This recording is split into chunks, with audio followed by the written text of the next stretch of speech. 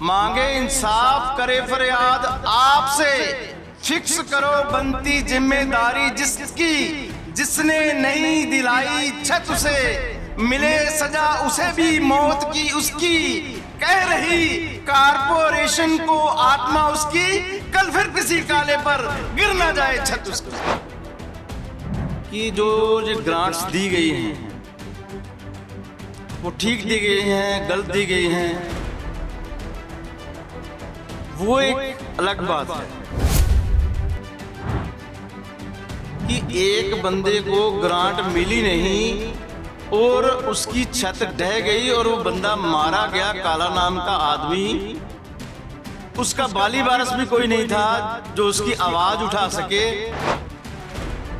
मैंने उस दिन अपनी अंतर आत्मा से बोला, मैंने इंसानियत को पहले रखा, मैंने कांग्रेस को बाद में रखा। प्रधानमंत्री आवास योजना के तहत जो ग्रांटें आई, काउंसलरों ने अपने चहेतों के खातों में डलवा ली, अपने परिवारों के मेंबरों के खातों में डलवा ली। क्या ये गरीबों को मिलना लाजमी नहीं था? अधिकारियों ने किन मजबूरियों के तहत साइन कर दिए और जिस व्यक्ति तक पैसे पहुंचने चाहिए थे उस व्यक्ति तक पैसे नहीं पहुंचे।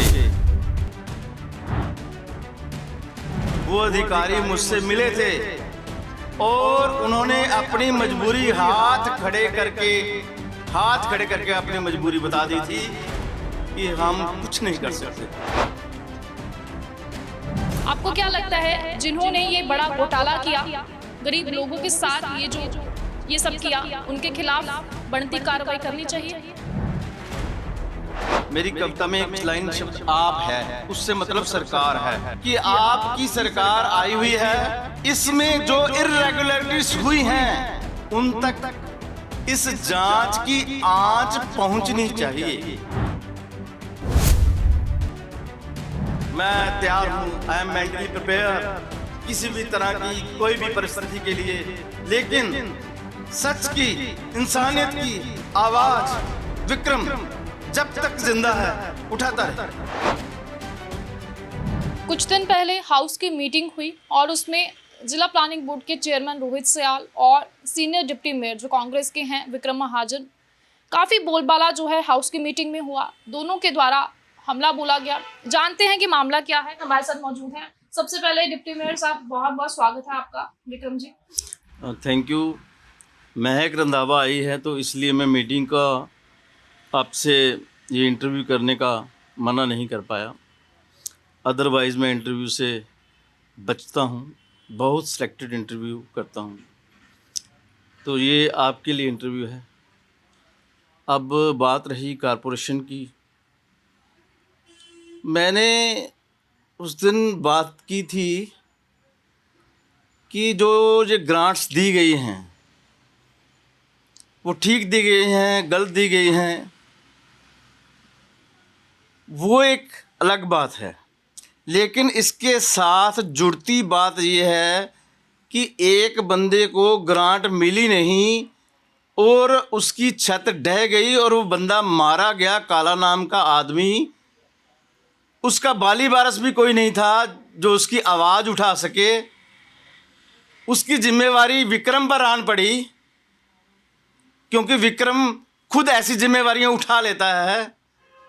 तो मैं उस काले का पहरेदार बनकर, मैं उस काले की आत्मा की आवाज़ बनकर, मैंने उस दिन अपनी अंतर आत्मा से बोला, मैंने इंसानियत को पहले रखा, मैंने कांग्रेस को बाद में रखा, मैंने ह्यूमैनिटी ग्राउंड पे बात की कि वो जो बंदा मारा गया उसकी moral responsibility as a senior deputy mayor मैं लेता हूं, लेकिन जो एक्चुअल जिनकी रिस्पॉन्सिबिलिटी बनती है, जिनकी फिक्स होनी चाहिए, क्या उनकी रिस्पॉन्सिबिलिटी फिक्स हुई है? वो कौन करेगा? इलेक्शनों में सभी ने ये मुद्दा उछाला, इलेक्शन हो गए, सरकार नहीं आ गई, लेकिन मैंने तो उसमें कुछ भी डेवलपमेंट नहीं देखी। हो सकता है सारे ठीक ही पात्रों को बांटे गए हों, लेकिन ऐसे व्यक्ति तक पैसे नहीं पहुंच पाना वो किसकी जिम्मेवारी है? मेरी जानकारी में है कि ऐसे बहुत सारे काले हैं जो मरने को तैयार बैठे हैं। जब भी कभी बड़ी जोर से बारिश आएगी, जब भी कभी जोर से आंधी आएगी, उनकी छत गिर जाएगी, काला उसमें दब जाएगा, वो जिंदा रहेगा, बच जाएगा, पता नहीं। लेकिन ऐसे इंसिडेंट दोबारा होने की संभावना बनी हुई है। प्रधानमंत्री आवास योजना के तहत जो ग्रांटें आई, काउंसलरों ने अपने चहेतों के खातों में डलवा लिए, अपने परिवारों के मेंबरों के खातों में डलवा लिए। क्या ये गरीबों को मिलना लाजमी नहीं था? ये उन लोगों को मिलना ज़रूरी था जिनके सिर पे ऑलरेडी छत है? देखिए, पैसे तो ये सिर्फ और सिर्फ गरीब से गरीब व्यक्ति के लिए आए थे।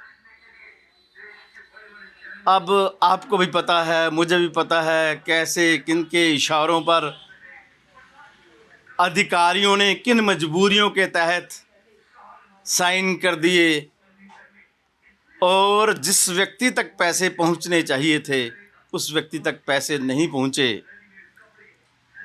मैंने उन दिनों जब ये पैसे बांटे जा रहे थे, मैंने अधिकारियों से वर्बली और लिखित में भी पूछा था।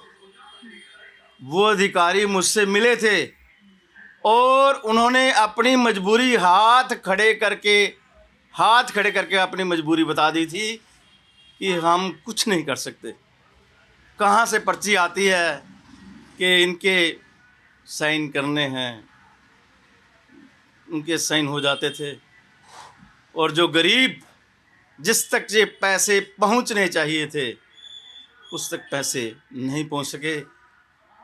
मैंने बड़े दुखी हृदय से उसी दिन अपनी हस्तलिखित कविता कारपोरेशन के अंदर भी पढ़ी थी इसी मुद्दे पर। अगर आप चाहें तो मैं दोबारा भी पढ़ सकता हूँ। गरीब लोगों का हक मारा गया। आप एक ऐसे व्यक्ति हैं जो हमेशा सच की आवाज़ को बुलंद करते हुए नज़र आते हैं। हाउस की मीटिंग में भी यही सब हुआ। एक कविता के ज़रिए आपने वो बोल बोले कि वो शायद कईयों को चुभ गए और ये चीज़ें सुर्खियां बन गई। आपको क्या लगता है, जिन्होंने ये बड़ा घोटाला किया, गरीब लोगों के साथ ये सब किया, उनके खिलाफ बनती कार्रवाई करनी चाहिए? देखिए, मेरा सीधा कहना है कि मेरी कविता में एक लाइन में आप शब्द भी है। मेरी कविता में एक लाइन शब्द आप है, उससे मतलब सरकार है। मेरा सीधा मतलब है कि आपकी सरकार आई हुई है, इसमें जो इर्रेगुलरिटीज हुई हैं उसके लिए एक्चुअल जिम्मेवार व्यक्ति कौन है या जिम्मेवार व्यक्ति कौन हैं, उन तक इस जांच की आंच पहुंचनी चाहिए।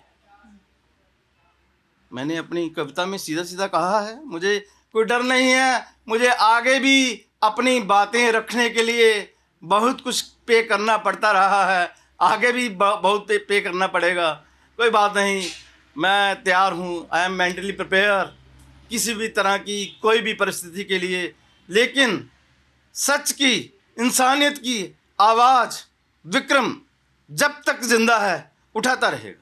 मैक जी, जैसे आपने कहा, मुझे बहुत बड़ा पे करना पड़ सकता है। मैं इसके लिए मेंटली प्रिपेयर हो चुका हूँ। और जो आपने बात उससे पहले पूछी, मैं वो 4 लाइनें आपको बता देता हूँ अपनी कविता की। मैंने कहा, मांगे इंसाफ, करे फरियाद आपसे, सरकार से मांगे इंसाफ, करे फरियाद आपसे, फिक्स करो बनती जिम्मेदारी जिसकी, जिसने नहीं दिलाई छत उसे, मिले सजा उसे भी मौत की उसकी, कह रही कारपोरेशन को आत्मा उसकी, कल फिर किसी काले पर गिर ना जाए छत उसकी। ये थे हमारे साथ कांग्रेस के सीनियर डिप्टी मेयर विक्रम महाजन। कुछ दिन पहले ही हाउस की मीटिंग होती है, और एक अपनी कविता के जरिए एक नाराजगी जो है वो जाहिर करते हैं। आम आदमी पार्टी की सरकार को भी निशाना बनाते हैं। कहीं ना कहीं इनके द्वारा ये मांग लगातार की जा रही है, सच की आवाज को बुलंद इनके द्वारा किया जाता है। चुनावों के दौरान भी यही सब हुआ। प्रधानमंत्री आवास योजना के तहत जो ग्रांटें आई वो सभी को पता है कि इतना बड़ा घोटाला जो है वो सामने आया, लेकिन वो सिर्फ कागजी कार्रवाई हुई, लेकिन कोई भी चेहरे अभी तक सामने नहीं आए हैं। और इनके द्वारा मांग ये की जा रही है, ये किसी भी परिस्थिति से निपटने के लिए तैयार हैं। ये संदेश जो है, ये इशारा, एक बड़ा इशारा डिप्टी मेयर की ओर से दिया जा रहा है। वो किसी भी परिस्थिति से निपटने के लिए तैयार हैं, चाहे कुछ भी हो जाए। हालांकि इससे साफ जाहिर होता है कहीं ना कहीं कुछ ना कुछ तो थ्रेट इन्हें भी रहा होगा, कुछ ना कुछ तो पे इन्हें भी करना जरूर पड़ा होगा। खैर, इन इशारों से आप समझिए, और हम भी AMI न्यूज़ के माध्यम से ये सरकार को एक निवेदन करते हैं। हमेशा ही हमारा एक उद्देश्य रहता है सच की आवाज़ को बुलंद करें, और आज फिर से एक मुद्दे को उजागर करने के लिए मैं आपके साथ हाजिर हूँ। और ये जो बड़ा घोटाला हुआ, हम मांग करते हैं कि जल्द से जल्द सामने ज़रूर आए, वो चेहरे सामने आए जो इसके पीछे हैं, और बिना शह के ये इतना बड़ा घोटाला जो है वो नहीं हो सकता। आज के लिए इतना ही। अगली बार फिर किसी खास मुद्दे को उजागर ज़रूर करेंगे। नमस्कार।